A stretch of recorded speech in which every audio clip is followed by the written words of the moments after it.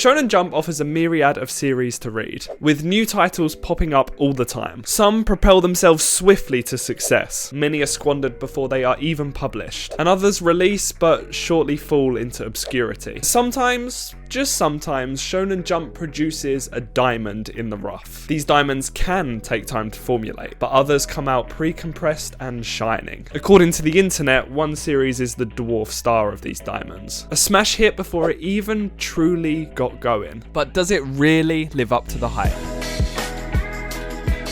Hey, it's been a while since we did a first impressions of a new manga, and what better way to kick it off than with the series that everyone is talking about right now. Kagurabachi skyrocketed to success immediately after its first chapter released, causing mass fan outpour and spawning an absolute plethora of memes, and also a little bit of controversy. And that's exactly why I avoided it. I didn't want to get pulled into the hype of this series, and I doubted that the hype was even real. Kagurabachi was being compared to Berserk, One Piece, Jujutsu Kaisen, the list goes on. It was the best new thing in every category. A meme that took the manga side of the internet by storm. It all sounded really stupid to me, but it was kind of amazing marketing for the series. Kagurabachi follows our main character Chihiro, who is the son of an esteemed swordsmith and is training under his father's tutelage. We find out in the opening chapters that Chihiro's father played a crucial role in the war against the Hishake, a group of sorcerers who are the antagonists of this series. He crafted a set of enchanted blades, the most powerful swords of all time, which turned the tide of the war. For this reason, he has a target on his back, a bounty which is claimed very shortly after the manga begins. Chihiro picks up his father's final sword and vows to both enact revenge to those who murdered his father and also to collect all of the stolen swords that his father created, to remove them from the hands that don't deserve them. At its core, Kagurabachi follows much the same structure as many other popular shonen. It is steeped in a revenge plotline surrounded by a centric theme, in this case magic and swordsmanship. It follows a brooding protagonist with strong views that propel him towards his goals. The art is majoritively standard, but has an interesting flair when Chihiro uses one of the enchanted swords. This flair is once again reflective of most ongoing shonen manga. They have that one thing that makes the art stand out. Kagurabachi on its surface follows much of the same tropes as every other ongoing shonen series, and yet when it released, everyone was talking about it. That's the thing about tropes, when they're done well, they do make for an interesting read. That's exactly why they're tropes. All that's needed is that extra little bit of flair to give the story some spice and keep people interested. That's going to be Kagurabachi's main challenge, finding that flair and keeping people interested enough to carry on reading. In my honest opinion, the first few chapters had a lot to live up to, and there were some things that I liked, starting with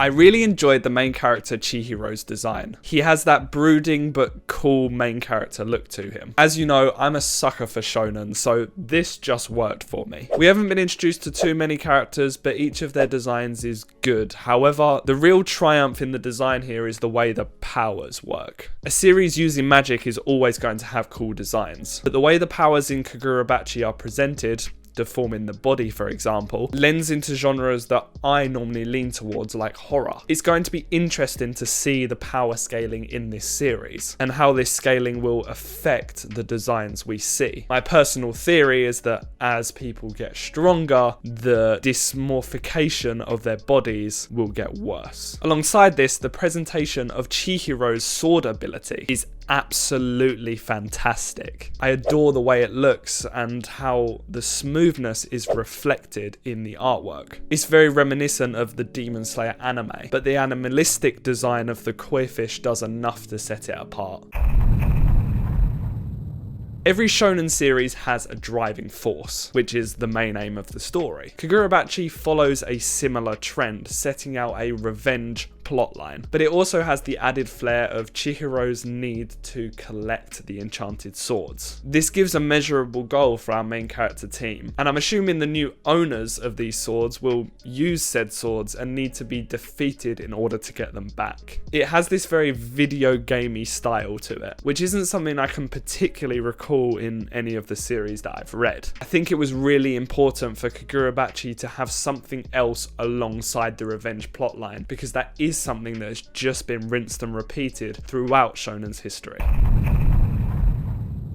Since the manga is only sitting within its first chapters, we haven't been introduced to that many characters. However, the way that Chihiro and his father's relationship was portrayed in the first chapter opens up an example of the mangaka's character work that will be interesting to see reflected elsewhere. The juxtaposition between Chihiro's calm, collected and mature nature and his father's more erratic, eccentric and fun demeanour was enticing to see, and it is a shame that it was cut so short. Chihiro's father was a character that I would have liked to see explored more. He clearly has been involved in a somewhat dark and violent past, and yet he maintains such an eccentric attitude, like buying and subsequently talking to his koi fish. I hope we get to see more of Chihiro's father and their relationship together in flashbacks, because due to the events of the first chapter, Chihiro is left without a father or mentor figure. I'm intrigued to see if this will develop, as mentor characters that are represented in such a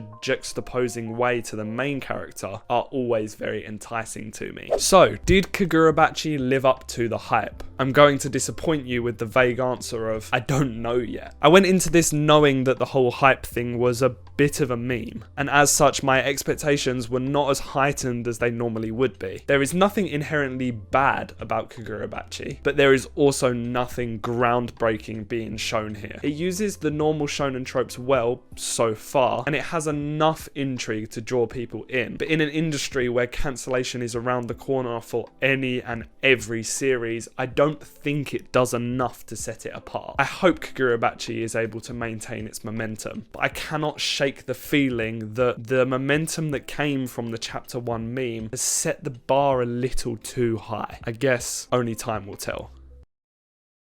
Hi, thanks for watching. It's been a while since I've done one of these first impression videos. Well, it's been a while since I've done any video at all. I thought I'd start off the new year right by talking about a series that absolutely everyone has been talking about and giving my opinions on it. But more importantly, I want to hear your opinions down below. If you scroll down and leave a comment about what you thought about Kagurabachi, and also any series that you think I should pick up next. While you're down there, you can also like, subscribe and hit that notification bell to be alerted every single time that I upload. And if you want to grab some manga for yourself, there are affiliate links down in the description to Forbidden Planet and Blackwell's that you can use, and at no extra cost to yourself, you can help me out a little bit. I hope you guys have enjoyed the video, and if you're not sick of seeing my face yet, there are 2 videos on the left and right of me that you can check out, or if you're done for today, I will catch you in the next one. Bye bye.